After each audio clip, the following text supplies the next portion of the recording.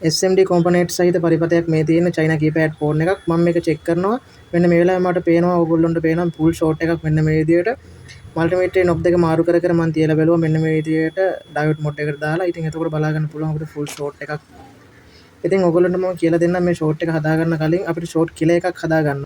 මේ සරල short killer එකට 3.7ක සාමාන්‍යයෙන් 5C බැටරි එකක් භාවිත කරන්න පුළුවන්. ඒකේ circuit එක මෙන්න මේ විදිහට root circuit එක ගාලා අයින් කරලා මේක direct අපි wire දෙකක් සම්බන්ධ කරගන්න ඕන ධන ඍණ නිවැරදිව. මෙන්න මේ විදිහට මම ඔයගොල්ලන්ට පෙන්නන්නම් මේක පාස් කරන ධන ඍණ නිවැරදිව මේ බැටරි එකට.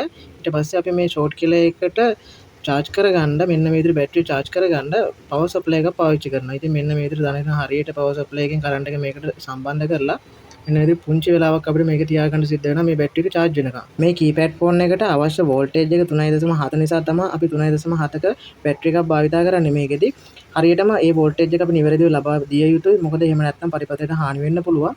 මම මෙන්න මේ විදිහට ground එක දැන් මේ වෙනකොට pass කරගෙන තියෙන්නේ ඍණ එක මේ circuit එකේ. ඉතින් ඊළඟට මම මේකේ මෙන්න මේ බැටරි කනෙක්ටර් එක ගාවින් ධන ඉන්පුට් එක direct මම අර බැටරි එක මෙන්න මේ විදිහට in voltage එක in කරනවා.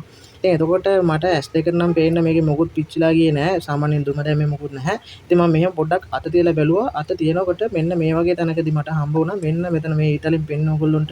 ඉතින් ඕවර්හීට් යනවා දැනුණා. ඉතින් ඒ නිසා මට පුළුවන් වුණා හරියට මෙන්න මේ හරිය තමයි දෝෂය තියෙන්නේ කියලා හඳුනගන්න. ඉතින් මේකෙදි තිබුණේ මෙන්න මේ හරිය මම ඕගොල්ලන්ට කලින් පෙන්නපු තැනදී පුංචි කැපැසිටර් දෙකක් ෂෝට් වෙලා තිබුණේ. ඉතින් මේ කැපැසිටර් දෙකෙන් මේ කැපැසිටර් දෙක අයින් කරලා බෝඩ් එකෙන් කැපැසිටර් දෙක අයින් කරලා අලුතෙන් කැපැසිටර් දෙකක් දාගෙන මම පවර් සප්ලයි එකට කනෙක්ට් කරාම කිසිම ෂෝට් එකක් නැතුව මෙන්න මේ විදිහට පවර් සප්ලයි එකට මේ බෝඩ් එක ඔන් වෙනවා. ඉන්පුට් වෝල්ටේජ් එක නිවැරදිව දන්නවා නම් මේ වගේ ෂෝට් කියලා එකක් කරා අපිට ෂෝට් එක ඉක්මනින් හොයාගන්න පුළුවන්.